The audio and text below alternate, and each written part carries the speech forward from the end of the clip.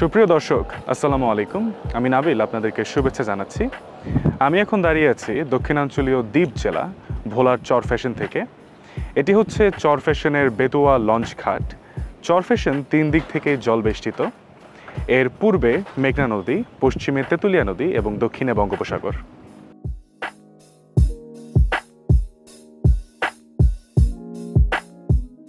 আজ আমরা এই সমস্ত চরফ্যাশন ঘুরে বেড়াবো, দেখব এই জনপদের মানুষের জীবনযাপন। চলুন।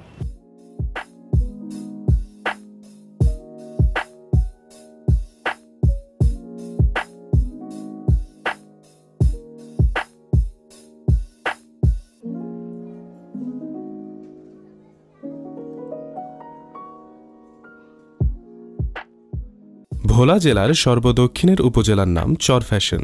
মেঘনা তেঁতুলিয়া নদী আর বঙ্গোপসাগর বিধৌত এই চরফ্যাশন উপজেলা 21টি ইউনিয়ন এবং একটি পৌরসভার সমন্বয়ে গঠিত। ভোলা জেলার সবচাইতে বড় উপজেলা এই চরফ্যাশন। এই জনপদের মানুষের আয়ের প্রধান উৎস কৃষি এবং মৎস্য শিকার।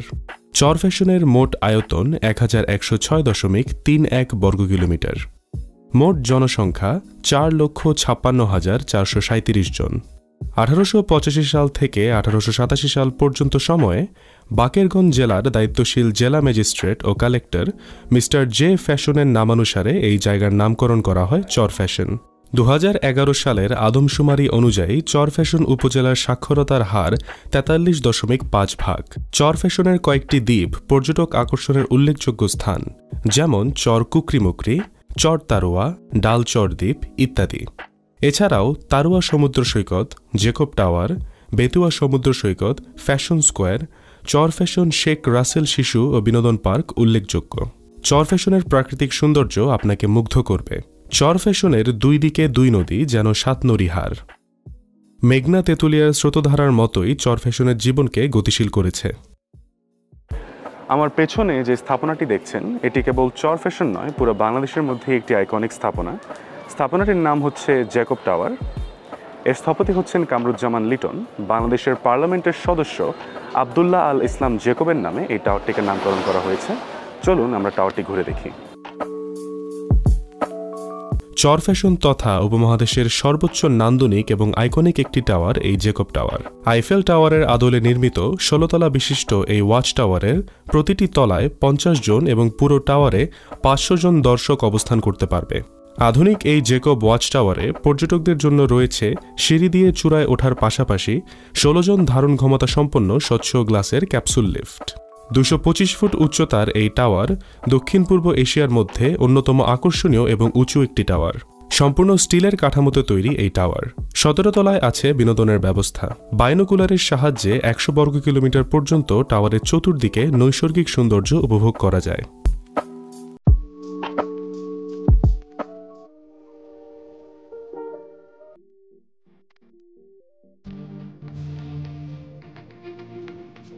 আজকে আমাদের গন্তব্য হচ্ছে ভোলার অন্যতম ট্যুরিস্ট অ্যাট্রাকশন চর কুকরিমুকরি।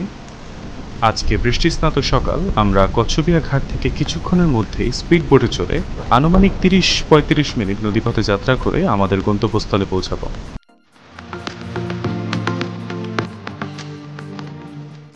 বিশ মিনিটের বিরতিহীন এই নৌযাত্রা।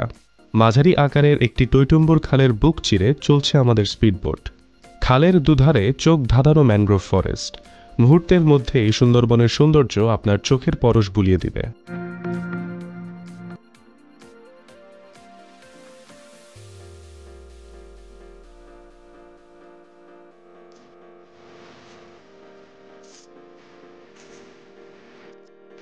দীর্ঘ 25 মিনিট আমরা তেঁতুলিয়া নদীর বুক চিরে আঁকাবাঁকা পথে ট্রাভেল করে ফাইনালি আমাদের আগমন ঘটলো এই চর কুকরিমুকরিতে।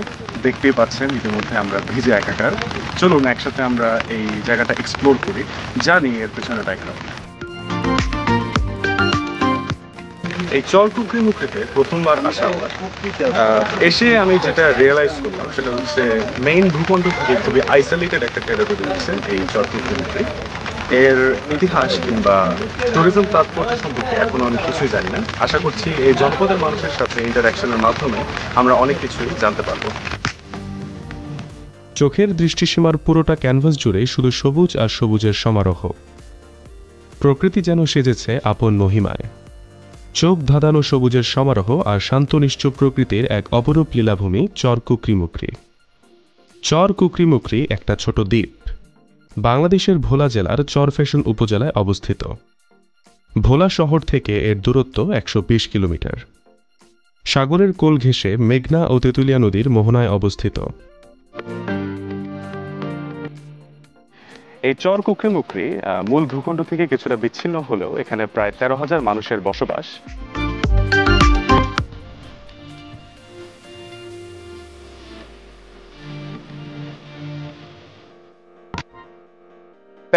মানুষের এই জনপদ চর কুকরিমুকরিতে এই শিক্ষা প্রতিষ্ঠানটার মতোই অসংখ্য শিক্ষা প্রতিষ্ঠান গড়ে উঠেছে এবং এই চর কুকরিমুকরির ছেলেমেয়েরা উদ্দীপনা এবং স্বতঃস্ফূর্ততার সাথেই পাঠ গ্রহণ করে থাকে।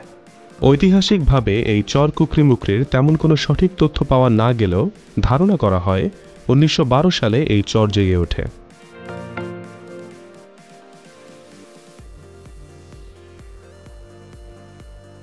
তৎকালীন জার্মান যুবরাজ প্রিন্স ব্রাউন জন্মানোহীন এই চরে শিকার করার জন্য জাহাজ নিয়ে এসেছিলেন। তিনি এখানে এসে কোনো মানুষের সন্ধান না পেলেও কিছু কুকুর, বেড়াল এবং ইঁদুর দেখতে পান।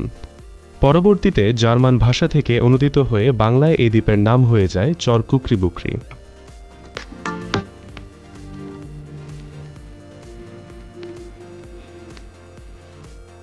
একবারও ভেবে দেখেছেন এই চর কুকরিমুকরিতে এত ঘন ম্যানগ্রোভ ফরেস্ট কেন? এর কারণ হচ্ছে ১৯৮৯ সালে বন বিভাগ ৩,৬০,০০০ একর জমির ওপরে শ্বাসমূলীয় অর্থাৎ ম্যানগ্রোভ বৃক্ষ রোপণ করার নির্দেশনা দিয়েছিল। এর মূল কারণ ছিল ডিজাস্টার ম্যানেজমেন্ট, অর্থাৎ সাইক্লোন জাতীয় প্রাকৃতিক দুর্যোগ প্রতিহত করার জন্য। এর কারণে আমরা চারিদিকে এত বেশি কেওড়া এবং সুন্দরী গাছ দেখতে পাই।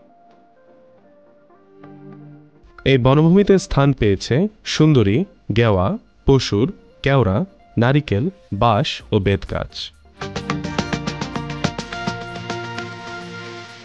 কেউ কেউ মনে করেন চারিদিকে জলরাশি দ্বারা বেষ্টিত প্রমত্ত মেঘনা নদীর উত্তাল ঢেউয়ের পানিতে পলি জমতে জমতে কয়েকশো বছর আগে এই দ্বীপ জেগে ওঠে।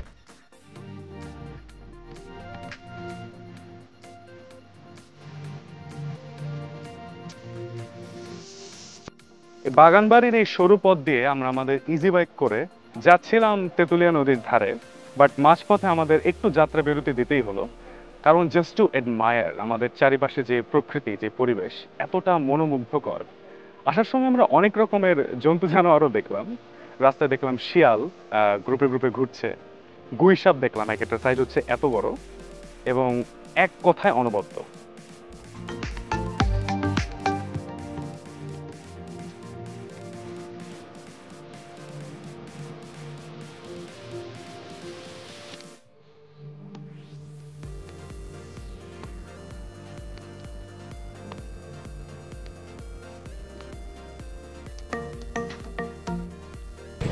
এই জায়গাটার নাম হচ্ছে বেসিক্যালি বাগানবাড়ি। বাগানবাড়ির শুরু থেকে এই তেঁতুলিয়া নদী পর্যন্ত হচ্ছে খুবই সুন্দর পাকা রাস্তা। আপনি যদি চান তাহলে ইজি বাইকে করে আপনি এখানে ঘুরতে আসতে পারেন কোনো রকমের সমস্যাবিহীনভাবে। আর চারিদিকের যেই চমৎকার মনোরম পরিবেশ, এতে আপনি হারিয়ে যাবেন। এখানের ওয়াইল্ড লাইফ হচ্ছে খুবই ডাইভার্স, খুবই চমৎকার। আর এখান থেকেই আপনার সাবমেরিন কেবলের মাধ্যমে এই চরটাকে বিদ্যুতায়িত করা হয়েছে।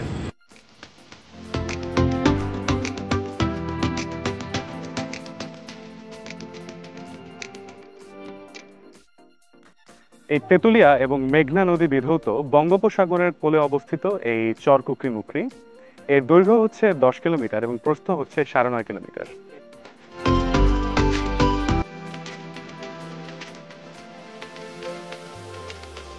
স্থানীয় লোকজনের মতে ১৯৩০ সালের দিকে ব্রিটিশ শাসনের সময় চর কুকরিমুকরিতে মানুষের বসতি শুরু হয়। ১৯৭০ সালের আঘাত হানা ভয়াবহ ঘূর্ণিঝড় ভোলা জেলার প্রায় সমগ্র মানব গোষ্ঠীকে ভাসিয়ে নিয়ে যায়। ঘূর্ণিঝড়ের পর ১৯৭৩ থেকে ৭৪ সালে মানুষ আবার এই দ্বীপে বসবাস করা শুরু করে। চর কুকরিমুকরি চরফ্যাশন উপজেলার একটি ইউনিয়ন। এই দ্বীপের আয়তন ২৫ বর্গ কিলোমিটার। এই দ্বীপের নিচু ও বিস্তৃত অংশ উঁচু জোয়ারে পানির নিচে থাকে।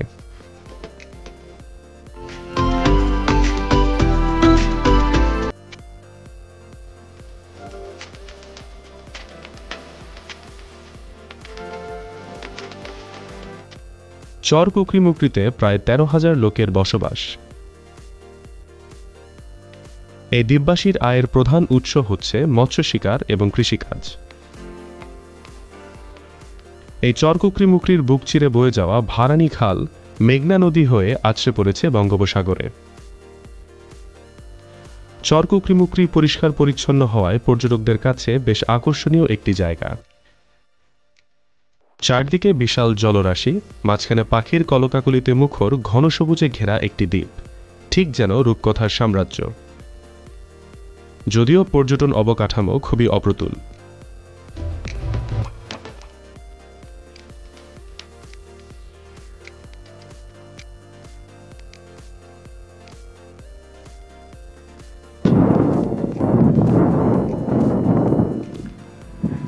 জায়গাটির নাম হচ্ছে নারিকেল বাগান। এটি চর কুকরিমুকরির অন্যতম একটি আকর্ষণীয় ট্যুরিজম স্পট।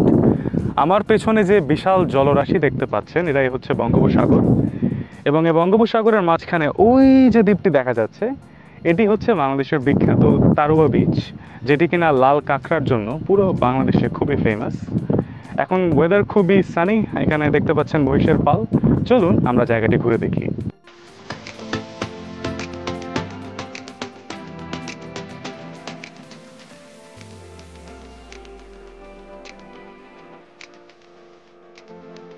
কুকরিমুকরির সাগর পাড় থেকেও সূর্যোদয় এবং সূর্যাস্তের অপূর্ব দৃশ্য উপভোগ করা যায়।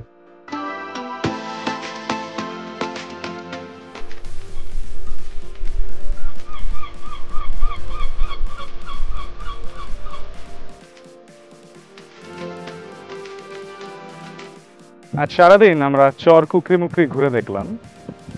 সাদা পাথর কিংবা বান্দরবনের মতো অত জনপ্রিয় না হলেও নিঃসন্দেহে এটি একটি ঘুরে দেখার মতো জায়গা।